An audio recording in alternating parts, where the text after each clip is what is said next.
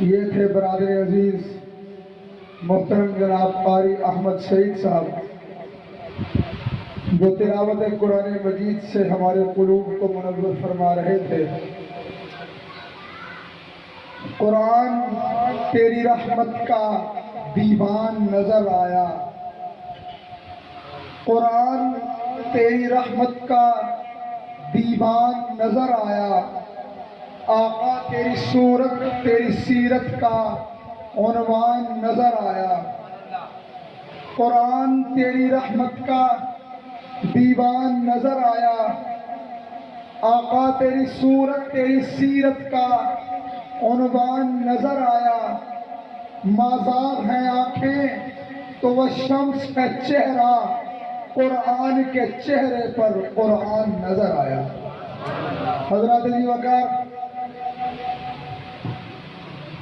جیسا کہ آپ تمام حضرات کے علم میں ہے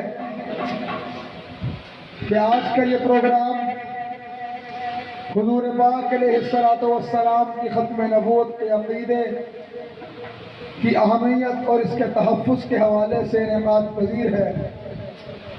مجھے اپنے اگلے مہمان کو دعوت دینی ہے، لیکن اس سے پہلے آپ حضرات سے چند باتیں کرنا چاہتا ہوں۔ آج کے اس پروگرام کے اغراض و مقاصد آپ حضرات کے گوش گزار کرنا چاہتا ہوں، بشرطے کہ آپ کی مکمل توجہ میری طرف رہے۔ جب آپ کی توجہ میری طرف ہوگی تو آپ کو پتہ چلے گا کہ آج کے اس پروگرام کی اہمیت اور مقصد کیا ہے۔ رہے گی توجہ انشاءاللہ، آپ کی نظریں میری نظروں کے اندر رہیں گی انشاءاللہ۔ عقیدہ ختم نبوت کیا ہے؟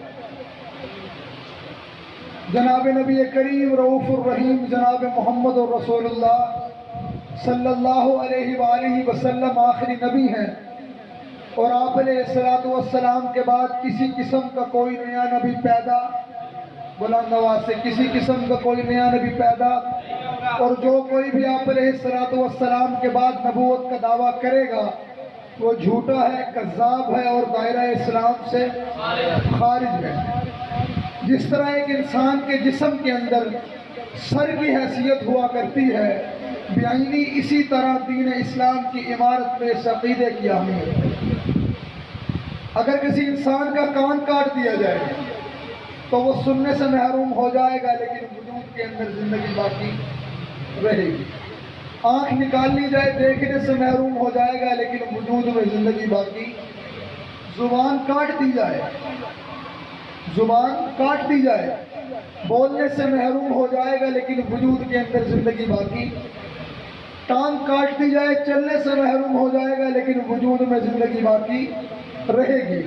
لیکن اگر کسی انسان کا سر اس کے دھڑ سے جدا کر دیا جائے، سر کو اتار کر علیحدہ کسی میز پر کسی جگہ پر رکھ دیا جائے، اور اس کے پورے جسم کا ہر حصہ، ہر عضو صحیح سلامت ہو، پوری طاقت کے ساتھ، پوری شان کے ساتھ ہو، لیکن صرف ایک سر کو اتار کر سائیڈ میں رکھ دیا جائے، تو بتائیے کیا اس کے وجود میں زندگی باقی رہے گی؟ بعینی اسی طرح اگر دین اسلام کی عمارت سے اس عقیدے کو نکال دیا جائے، یا اس کے اندر کمزوری برتی جائے، یا اس کے اندر دو رائے رکھی جائے، تو دین اسلام کا کوئی بھی عضو، کوئی بھی عمل، کوئی بھی شعبہ باقی نہیں رہے گا۔ نماز کار نبوت ہے، نبوت نے پڑھ کر دکھائی ہے۔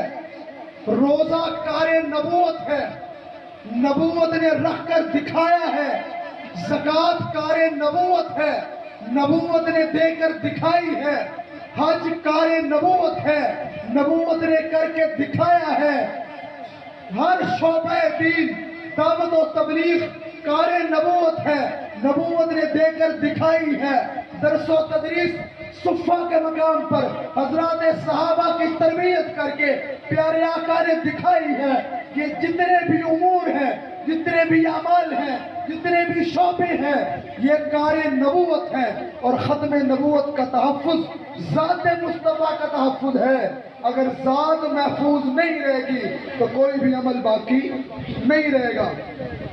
حضرت علامہ انور شاہ کشمیری رحمہ اللہ علیہ، وہ علامہ انور شاہ کشمیری کہ جن کے متعلق اکثر فقہاء نے، اکثر علماء نے یہ بات لکھی ہے کہ اللہ نے حضرت علامہ انور شاہ کشمیری کو علم، عمل، زہد، تقوی، فصاحت و بلاغت ایسی کمال عطا کی ہے کہ جیسے معلوم یہ ہوتا ہے، محسوس یہ ہوتا ہے کہ حضرات صحابہ، حضرات تابعین، تبع تابعین کے دور کا کوئی شخص اس کافرہ سے بچھڑ کر آج کے دور میں آ گیا ہو۔ علامہ انور شاہ کشمیری کہ جب بہاولپور کی عدالت میں قادیانی نے غلط حوالہ دیا تو کہا کہ تو دجل کر رہا ہے، تو فریب کر رہا ہے، یہ حوالہ ایسے نہیں ایسے ہے۔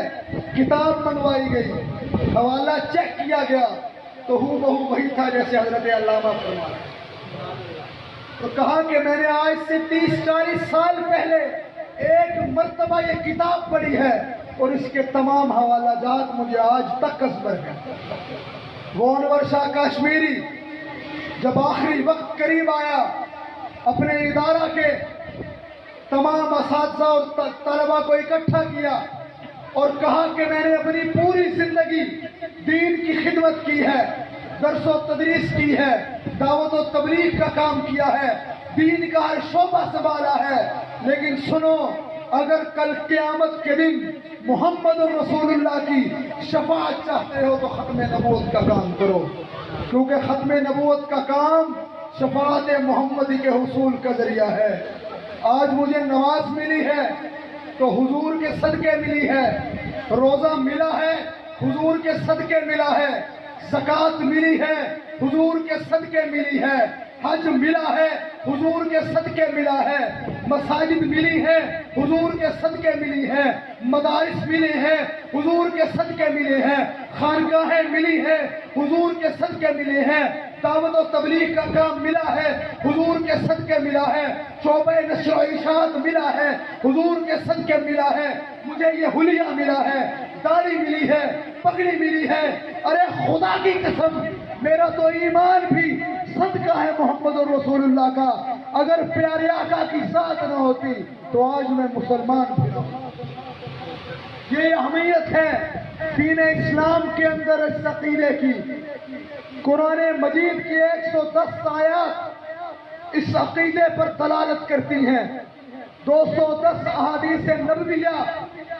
محمد رسول اللہ نے خود زبان اقدس سے فرمایا کہ میں آخری نبی ہوں، میرے بعد کسی قسم کا کوئی نیا نبی پیدا نہیں ہوگا۔ امت مسلمہ کا سب سے پہلا اجماع اس عقیدے کے تحفظ کے لیے ہوتا ہے۔ 1200 صحابہ یمامہ کے میدان میں جناب سیدنا صدیق اکبر کی قیادت میں جامع شہادت نوش کرتے ہیں۔ پوری امت مسلمہ کی تاریخ، پوری امت مسلمہ کی قربانیاں روزے روشن کی طرح آیا ہے اس عقیدے کے تحفظ کے لیے۔ اور اگر آج 1400 سال کے بعد ہمیں کوئی یہ بات کہے کہ نعوذ باللہ کوئی بھی شخص عبادت، ریاضت، محنت کر کے، کوشش کر کے نبی بن سکتا ہے، تو افسوس کہ آج کا مسلمان، آج کا عام سادہ لو مسلمان، میرا نوجوان ان ملعون قادیانیوں کے جھانسے میں آ جاتا ہے۔ وجہ کیا ہے کہ آج میری نوجوان نسل کو اس عقیدے کے بارے میں پتہ نہیں ہے، تیاری نہیں ہے، اہمیت کا پتہ نہیں ہے، اس عقیدے کی حساسیت کا پتہ نہیں ہے۔ تو آج آپ کو بلانے کا مقصد، اس پروگرام کو انعقاد کرنے کا مقصد یہ ہے کہ آپ کے ذریعے ہر امت مسلمہ کے فرد تک یہ پیغام پہنچ جائے کہ پیارے آقا آخری نبی ہیں۔ آپ کے بعد بلند آواز کی، پیارے آقا آخری نبی ہیں، آپ کے بعد کسی قسم کا کوئی نیا نبی نہیں آئے گا۔ آج تو قانون بن چکا ہے، آج تو قانون بن چکا ہے، ہمارے ذمے صرف اس کا تحفظ ہے۔ تو کیا خیال ہے اگر اس عقیدے کی اہمیت کے حوالے سے، اس عقیدے کا تحفظ کرنے کے حوالے سے جب بھی اگر آپ کی ضرورت پڑے، جب بھی ضرورت پڑے کسی بھی زمرے میں، تو آپ حضرات ان نوجوانوں کی سرپرستی کریں گے؟ کریں گے انشاءاللہ۔ اب میں بلا تاخیر دعوت کلام دوں گا۔